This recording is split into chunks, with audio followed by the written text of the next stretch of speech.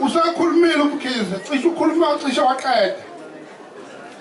Njengamanje kuthiwa ngikhulume egameni lomkhandlu wasesimahleni ngaphansi kwenkosi ubaba ubuka isizwe Mkhize.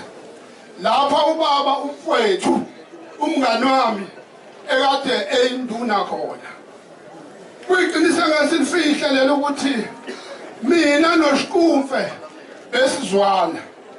Bengazi ukuthi masise emkhandlweni mengekho emkhandlweni uzobe ekobzizwe mengekho ekobzizwe yozingela. Bengingeshoya lokho. Okube ukuthi uma ngimfuna ngingamfica ekhaya ngifonele labo bantu bobabili omunye wabo bengimthola khona. Kodwa njengamanje kuthiwa ke ngikhulume nje kancane ngomkhandlu. Mina uSqumfe empilweni yami ngiqala ukumbona ngo-1992 kwakuyicece kaShange empandweni. Ngase ngizwile ngoSqumfe ngoba nami ngaleso sikhathi ngangiseyinsizwa ngoba ukuthi ngiphuphile nje futhi ngangilekho ukuthi akekho umuntu oyixoshayo emhlabeni. Kwathi mayihlangana insizwa ngambona noSqumfe. Kanti naye somehow wesezwile ukuthi ukhona uNevadayi umfana kaMgodoyi ohamba noMgodoyi noSphuku. Okwenzeka nje lapho kwenzeka umciswa lobo bujwayele kodwa egcineni ngalelo langa mina noSqumfe saficana saxoxa kamnandi.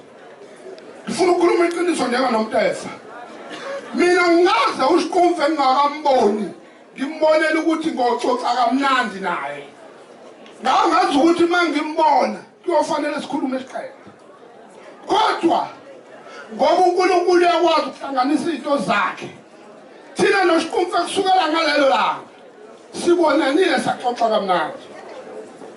Okuthe ngonyaka ka-2005 impandu yaba neshwa kwashona induna ubaba Umkhandlu shozi. Impandu yabe isikhuphula uSqumfe ithi akabe induna empandweni. Ngaleso sikhathi mina bese ngivele ngikhona emkhandlwini omkhulu wasesimahleni. Okukhomba ukuthi uSqumfe sebekiwe induna empandweni wesezofica mina lapha emkhandlwini ngivele sengimdala khona nabanye obaba. Ungayinaki iminyaka ngafika ngimncane ngina 23 years. Uthe befika uSqumfe emkhandlwini ke manje lekuthiwa ngikhulume ngawo. Wafika ngesikhathi inkosi undaba ezithu uzwe njani bayamazi abadala esethunguzela. La ngiqale khona ubona amagalelo kaSqumfe. Uthe ngaleso sikhathi uSqumfe efika-ke ukube sefemini ngabe sithwe newcomer kodwa ngabona lapho ukuthi hawu hey uhlaniphile lo muntu. Ngentanta kangwadla manje abantu mina futhi angisoze ngawadla. Bengibatshela abanye obaba ukuthi uyazi uSqumfe izolo ufike la. Njena niyambona yini ukuthi uyakhula. Izithi inkosi uKT hey wena mfana. Ubona lento engiyibona.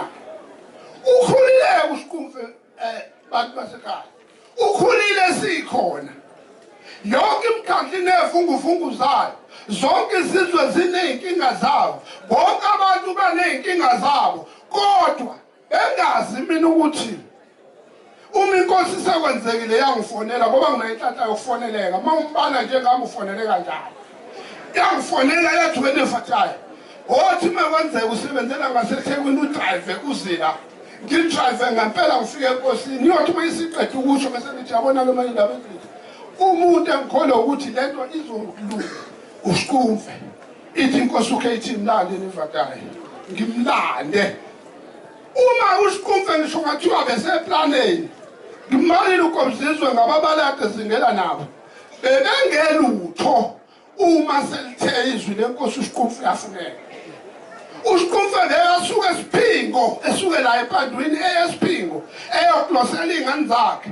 Ngimfonele mina ukuthi sifuneke enkosini athi kulungile impahla sengofika nazo ebusuku sinaleli item lethu ukuthi ngophela sesinabafazi athi hayi ummem sengomchazela ntambama. Bese siyahamba okuhambe kwahamba kwaze kwafika isigaba la uKT inyama yakhe iphumula khona. Siwesivuka noSqumfe mhlawumbe mangingakakufici lo wena kowakho umkhandlu kokufica ngelinye lakho. Lana bekufanele ukwazi ukuhlukanisa phakathi kweqiniso nobuxoki ukuthi uma ngayaphi wena noma ujoyina ubuxoki noma ujoyina iqiniso.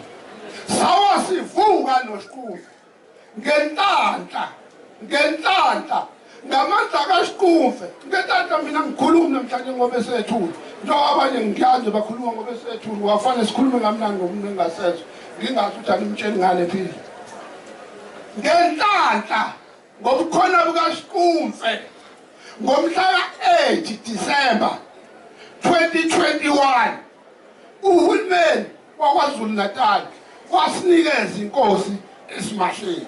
Sinayo kwini namhlanje ngemsebenzi kaSqumfe. uSqumfe esimahleni njosishilo sathi ayikho izizwe engenazo inkinga bayazi abasemkhandlwini. Noma isiphi isigodi besinenkinga esimahleni besazi ukuthi uma sesithinta uSqumfe sesithinta okugcina. Futhi benginesiqiniseko sokuthi uma yonke inkinga ingahlula kobe ngempela leso sigodi sifile. Namhlanje angazi ngizokwenza njani kodwa nginethemba ngoba bakhona abanye abasele engicabanga ukuthi bonke bazobamba ephethinini kaSqumfe.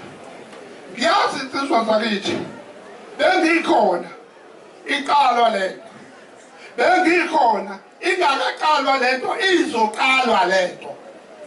Kuzoba nomhlangano kaNgqongo eNduneni ukuthi akuphele lento yebaya nekatha. Ngangiyingxenye yokubonisana ngalobo buhle.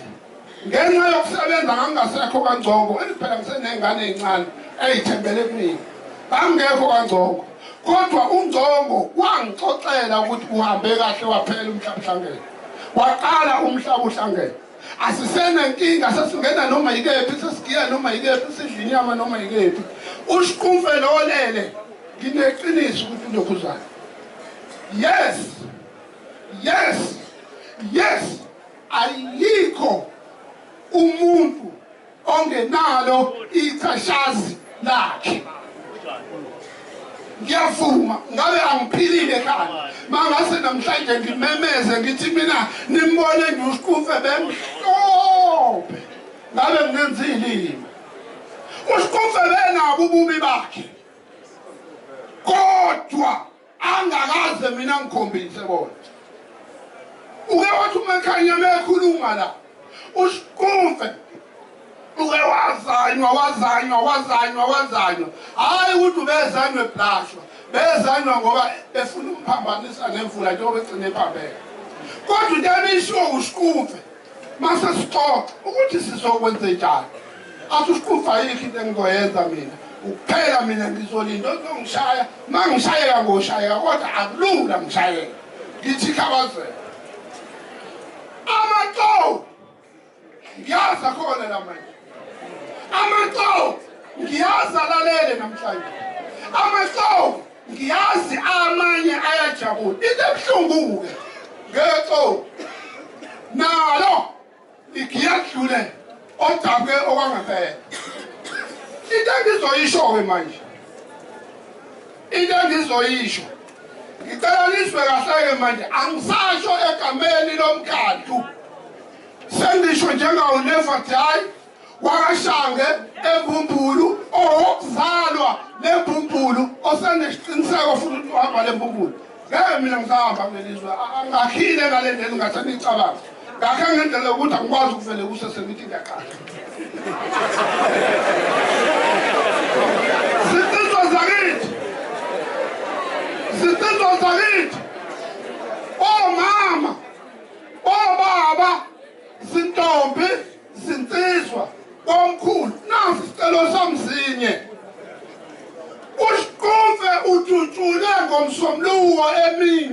lapha abantu baMkhize ababeka Mkhize bathi ababazi abantu abathu kuSqumfe. Ngakho ke yini engicelayo, yini enginxusayo, yini engicela ngempela ngiyaguqa lapho kusho mina kusho Umkhandlu kusho uNevathayo. Uma ungayizwanga lento engiyishoyo nginesiqiniseko eminyakeni emibili kuzobe kusho wena ukuthi washo uNevathayo kube senze into yashiwo uNevathayo ngaba ngitshela. Ngithi mina noma ngaleka wena usuke nenhlanhla wezwa ukuthi ubani obulela uSqumfe musa ukutshela oseduze kwakho. Tshela amaphoyisa aseMbumbulu. Amaphoyisa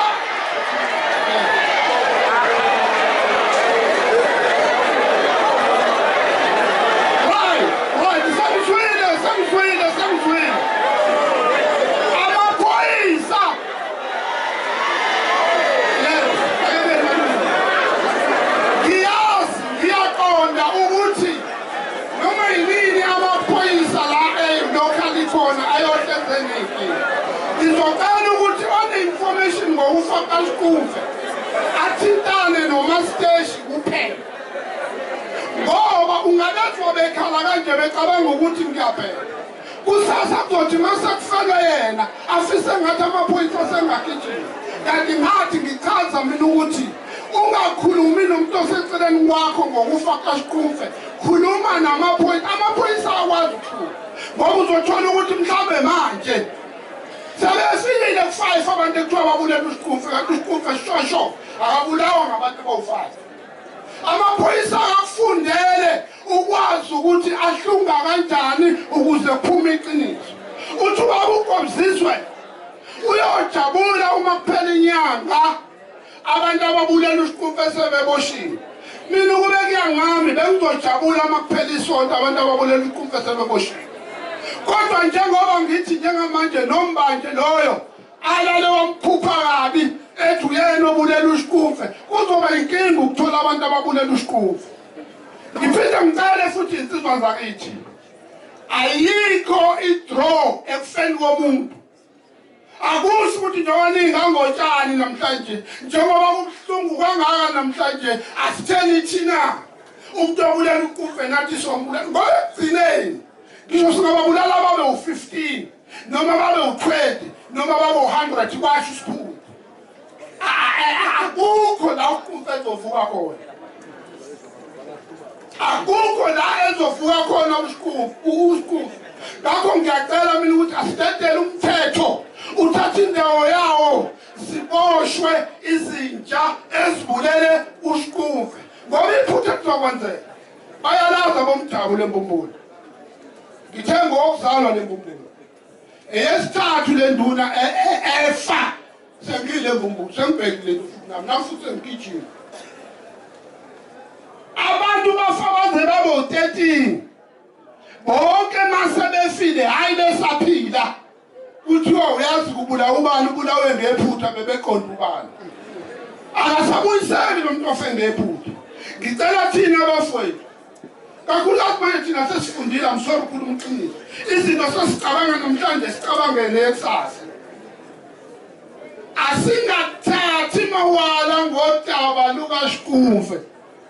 Mina sengishilo angicamba maka mina buhlungu, mina ngicwela ukukhalakhala, mina ngagcina ukukhala kufubaba, kodwa ngikhalile futhi kuSqumfe, bekufanele ngikhala.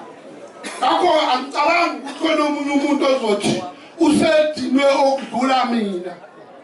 Cha, angicabangi lokho. Ubuhlungu kunjalo, uSqumfe unenhlanhla nazi insizwa ingangotshani. Zonke asibambisaneni ukufuna ababulali bakaSqumfe, sibathathe siyobabeka phambi komthetho, umthetho uthatha indawo yawo. Ngalawo mazwi ngiyabonga.